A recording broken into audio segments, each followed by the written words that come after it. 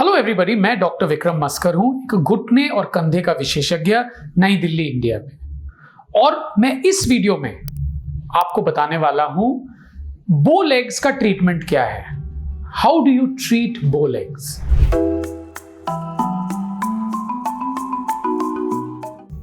So number 1, बो legs क्या है पहले वो तो समझिए। ये हमारा घुटना है। घुटना जांग की हड्डी और पैर की हड्डी के बीच में जो जोड़ है उसी को घुटना बोलते हैं। नाउ कई लोगों में जब आप दोनों पैर इकट्ठे रखते हो तो घुटनों के बीच में गैप है, मतलब घुटने टकराते नहीं हैं। जब गैप है मतलब घुटने का शेप ये है, तो ऊपर वाली हड्डी और नीचे वाली हड्डी को देखिए। ये शेप घुटने में इसीलिए होता है ज्यादातर क्योंकि नीचे वाली हड्डी थोड़ी टेढ़ी है। जब ये टेढ़ी होती है तो सारा बदन का वजन अंदर की तरफ जाता है। भगवान ने हमें और हम सबको बिल्कुल परफेक्ट नहीं बनाया। कई लोगों में थोड़ा टेढ़ापन है, कई लोगों में थोड़ा कम, बहुत कम लोग बिल्कुल सही हैं। अपने दोनों हाथों को ही देख लो, उन दोनों को मेजर करो, आप देखेंगे कि एक हाथ दूसरे हाथ से थोड़ा बड़ा या थोड़ा छोटा है, क्योंकि थोड़ी सी एसिमेट्री हम सब में है। वैसे ही जब आप दोनों पैर इकट्ठे रखते हो और गैप है, ऐसे मत समझ लेना कि मेरे में कुछ कमी है। जब गैप जरूरत से ज्यादा हो उसे हम पैथोलॉजिक बोलते हैं, क्योंकि उसका असर घुटने पे हो सकता है, क्योंकि एक तरफा वजन पड़ने की वजह से ही जो चिकनाई घुटने में होती है, पॉलिश होती है ताकि घुटना स्मूथली जाए, वो एक तरफा खत्म हो सकता है। नाउ ज्यादातर इंडियन मूल के लोग जो है, हम में ये बो लेग्स होता ही होता है, थोड़ी मात्रा में। कई लोगों में ज्यादा होता है, हो सकता है जेनेटिक हो, मम्मी पापा में हो, या विटामिन डी की कमी की वजह से। जब विटामिन डी कमी कम होती है तो हड्डियां कमजोर होती हैं, कैल्शियम कम होती है इनमें, और उनकी शेप चेंज हो सकती है बचपन में। जब आप बड़े हो जाते हो वही आप लेके चलते हो उसके साथ। इसीलिए ज्यादातर इंडिया में जो आर्थराइटिस भी होती है वो अंदर की तरफ होती है, या मीडियल कंपार्टमेंट आर्थराइटिस हम इसे बोलते हैं। तो इसकी ट्रीटमेंट क्या है?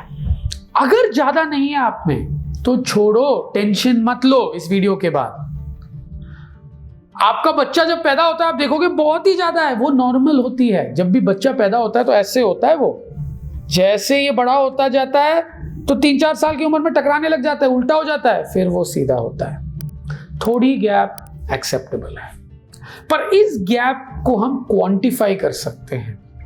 जब बच्चा बड़ा हो गया हो या एडल्ट में, हम एक विशेष एक्सरे करते हैं खड़े होके, कूल्हे से लेके एड़ी तक, देखने के लिए कि बदन का वजन कहां जा रहा है।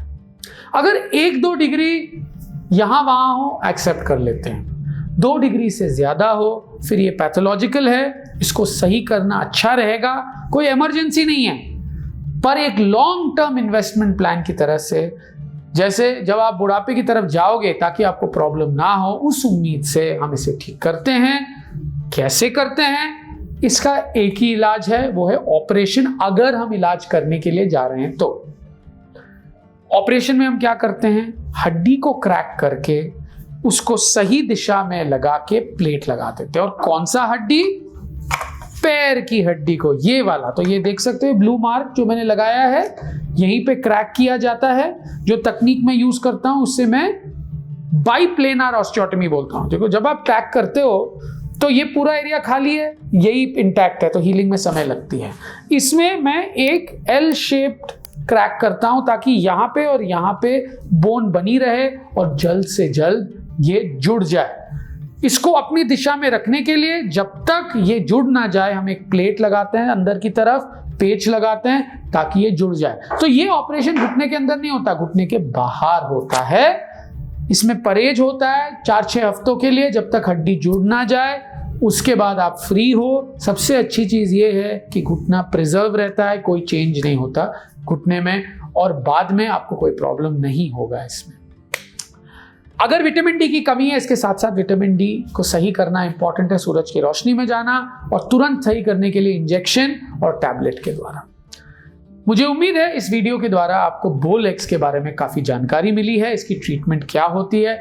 अगर आपको मेरा वीडियो अच्छा लगा, please like and subscribe to my channel and please follow me on Instagram. Thank you.